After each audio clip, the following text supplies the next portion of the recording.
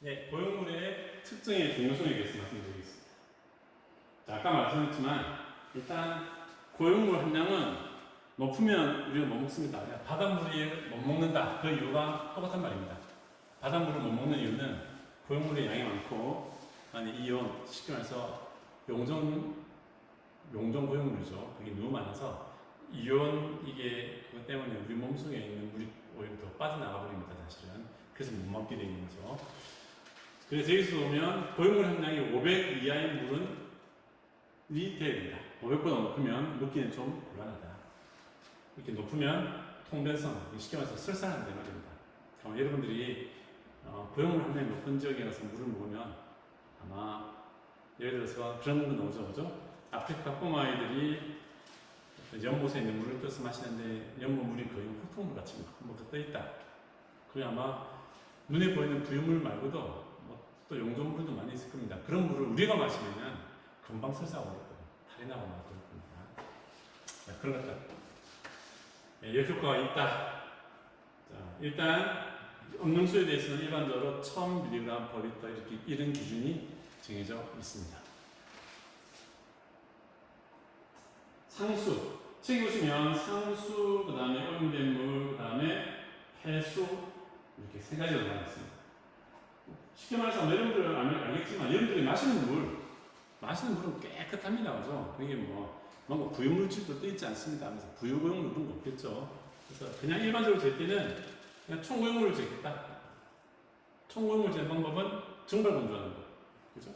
근데 이 양이 너무 작기 때문에 총고용물 재기보다는 오히려 그 속에 있는 유기물의 양을 재겠다 해서 COD, BOD 혹은 TOC, 토탈 오르가닉 카본. 이것은 용어가 다릅니다. 토탈 오르가닉 카본이라 해서 총유기탄소입니다. 총유기탄소를 재는 장비가 있습니다. 예. 그래서 오히려 이러한 항목을 재기도 합니다. 그 다음에 비전도율. 이것은 그냥 전기전도율입니다. 그러니까 물이라고 하는 것은 이온화가 되어 있죠. 그죠? 수소 이온, OH-이온. 여기에 뭔가 다른 물질이 들어가 있다. 그러니까 아까 말한 것처럼 상수 같은 경우는 부유물질은 없을 테고 용존 고용물이 있을 겁니다. 용존 고용물이 있다는 말은 뭔가 이온화되어 있겠죠. 그죠? 그러니까 이온화가 많이 되어 있으면 많이 되어 있을수록, 즉 용존 고용물이 많으면 많을수록 전기는 더 많이 전도가 잘 될 겁니다. 그래서 전기 전도율을 재는 겁니다.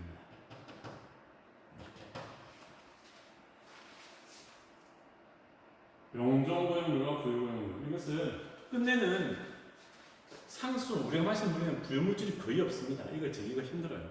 그렇기 때문에 물을 뜨면은 물에서 바로 총고용물을 재고 그 다음에 한번 여과해서 여과되어진 양이 너무너무 적기 때문에, 이 양이 너무 적기 때문에 용존되어져 있는 용존 고용물을 잽니다.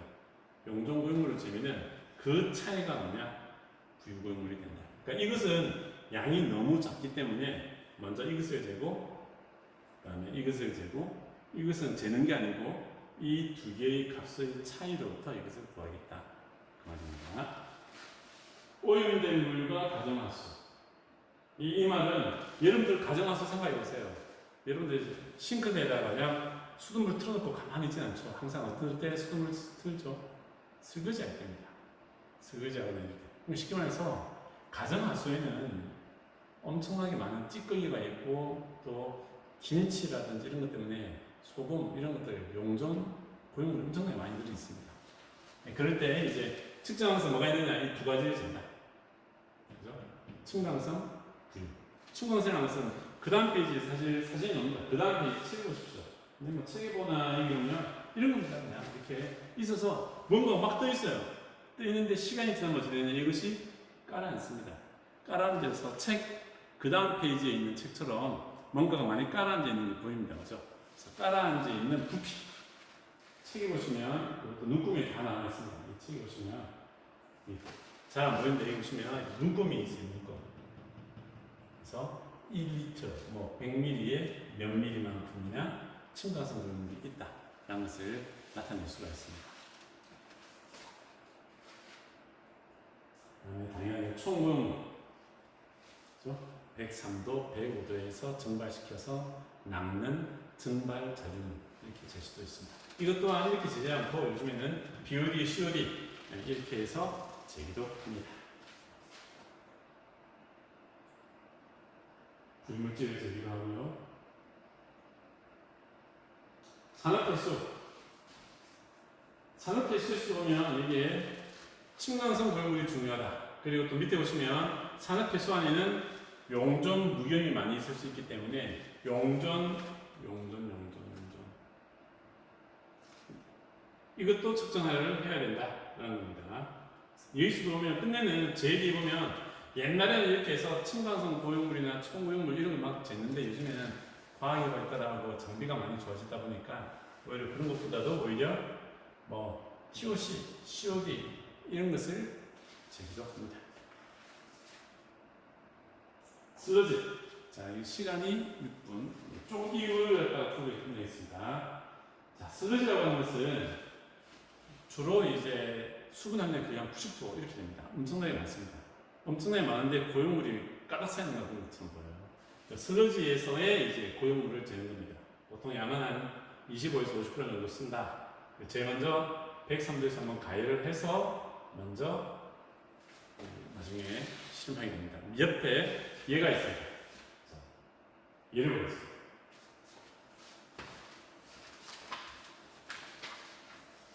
자, 먼저 무게를 쟀더니 여기 보면 화학저울, 정밀저울입니다. 정밀저울. 그 다음에 눈금이 한 자리밖에 안 나오는 어림저울, 값상 무게네요. 했는데 화학저울로 했더니 접시. 이 접시의 무게가 정확하게 되면 이거 대충 됐더니 이거 여기다가 시료를 넣었습니다. 슬러지를 넣었어요. 슬러지를 넣고 쟀더니 70.8이 나왔습니다. 그러니까 처음에는 이게 30.5g, 여기 슬러지를 넣었더니 70.8g. 그럼 슬러지의 무게는 얼마일까? 이것의 무게는 당연하게 이 차이가 슬러지의 무게겠죠, 그죠? 40.3g입니다. 슬러지의 무게는. 이걸 갖다가 오븐에 넣었습니다. 오븐에 넣어서 말렸어요. 접시 건조 슬러지죠, 그죠? 그러니까 이것을 접시 플러스 슬러지를 건조시켰습니다. 네, 끝내는 물이 날아가 버리겠다, 그죠? 물이 날아가니까 이렇게 이 정도 H2O가 날아갔습니다. 이 남아있는 무게를 정확하게 쟀더니 이렇게 됐습니다.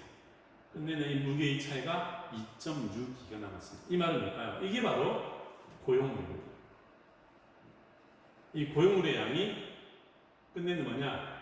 접시의 무게가 30.169. 근데 이렇게 건조되었을 때의 무게가 32.789. 그러니까 이 무게의 차이가 뭐냐?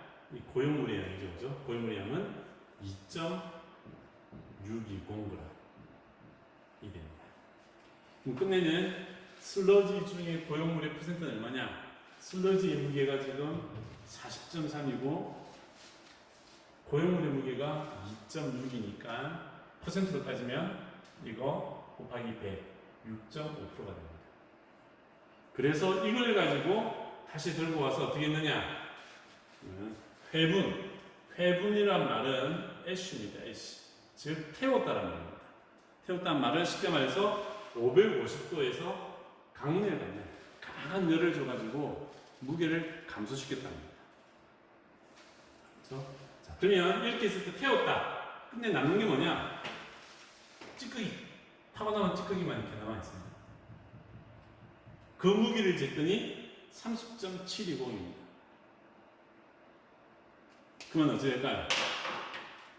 나머지는 뭐죠? 이 무게가, 여기 보시면, 이 무게가 32.780이었는데, 태우고 나니까 32.720이다. 그럼 이 차이가 뭐죠? 이 차이? 2.06? 이게 바로 휘발성 고용물입니다. 즉, 무게가 감소했죠. 그죠?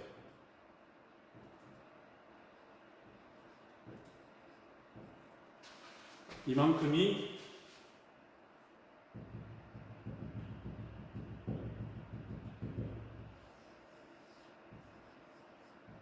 나가봤습니다. 2.06g이 타서 날아가 버렸어요. 그래서 이게 바로 휘발성 고용물. 그럼 남아있는 이걸 볼까요? 이게 강렬, 이것이 바로, 이게 날아가는 거고, 나머지 남아있는 무게. 남아있는 무게가 바로, 어디 있지?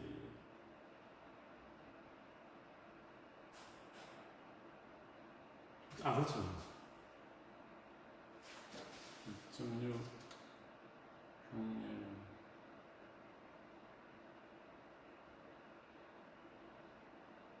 그렇죠.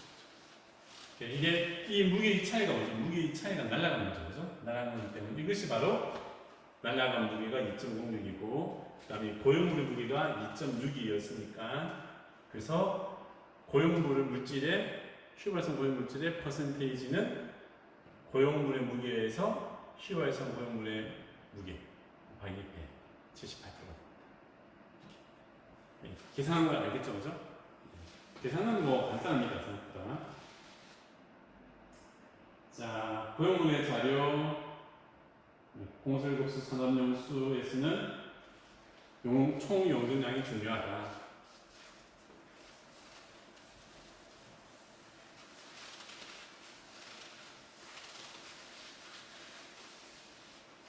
이것은 실제로 우리가 마시는 물, 사는 농사를 말은 뭐 냉각수라든지 그 기계에다 막 들어가 이렇게 통하는 거죠, 그렇죠? 그래서 부유물질이 있으면 안 됩니다. 당연히 없을 테고, 끝내는 아마 용존성 고용물이 있을 것이다. 그래서 총 용존성 고용물을 잰다 그런 말입니다. 그다음에 침강성 고용물은 생물화학 처리 공법에서의 침전조가 있어야 될까 없어야 될까? 있다면 얼마나 크게 있어야 될까? 그러니까 침강성 물질이 많이 있다는 말은 뭐죠? 그만큼 침강을 많이 한다, 침전을 많이 한다. 침전조가 필요하다는 얘기죠, 그죠? 그래서 침전조의 필요성, 이게 높다면 필요하다, 아주 높다. 설계할 때 얼마나 크게 할 거냐, 우리가 고려해야 됩니다. 운전 효율도 판단할 수 있고, 그러니까는 들어올 때 침전조에 들어올 때 침강성 고용물이 100이었는데 침전조를 통과하고 난 다음에 나갈 때 보니까는 10이다. 뭐지가 90%가 제거됩니다, 그죠? 그래서 침전조의 운전 효율을 알 수가 있다. 가정하수, 공장 필수 이런 것들은 이제 부유공물이나 휘발성 물질 이런 것들을 잰다. 이것들은 한번 읽어보시면 됩니다. 이렇게 읽어보시면 이해가 좀 될 겁니다.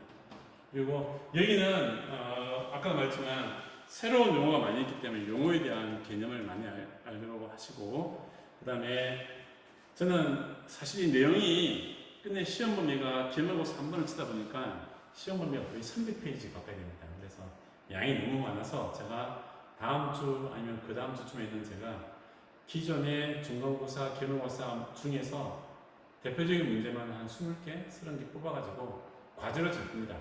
여러분들은 과제물을 제출해 주시면서 공부를 하시고, 그 과제물에서 제가 거의 한 80% 시험 문제를 낼 겁니다. 그대로 내고 나머지 10에서 20%만 약간 더 교재나 여기에서 제가 교재에서 내든지 수업 중에 약간 제가 특별히 강조한 거에서 제가 시험 문제 내도록 하겠습니다. 알겠죠? 그때 다 책에 다 나왔던 거기 때문에 이게 뭐 709에서 710 이것들도 다 나와 있습니다. 710 이 다 710페이지 보시면 다 나옵니다. 이 부분은 710페이지에 이쪽에는 5번 문제는 711페이지에 나옵니다. 711페이지 읽어보시면 되고요. 저는 마지막 문제만 풀어보겠습니다. 자, 마지막 문제가 여기 보시면 가정하수에 부유물질이 있다. 끝내는 이게 무슨 말이죠? 아까 말한 가정하수는 침강성 고용물은 부유물질을 잰다 이거죠, 그렇죠? 이것이 침강시설에서 이 중에서 65%가 제거된다. 벌써 침전조에서 효율이 나와 있습니다. 65%. 그러면 350mg/L의 부유물질이 있었는데, 즉 1리터당 350mg이었는데 여기에 65%니까는 0.65가 만큼이 제거가 될 겁니다. 리터당. 그죠? 그러면은 제거가 되는데 만약에 폐수가 무려 100만 톤이다. 그럼 어떻게 되느냐? 여기에 100만 리터, 10의 6승리터. 그럼 계산해 볼까요? 그럼 총 까다는 게 얼마냐? 계산해 보면 22,000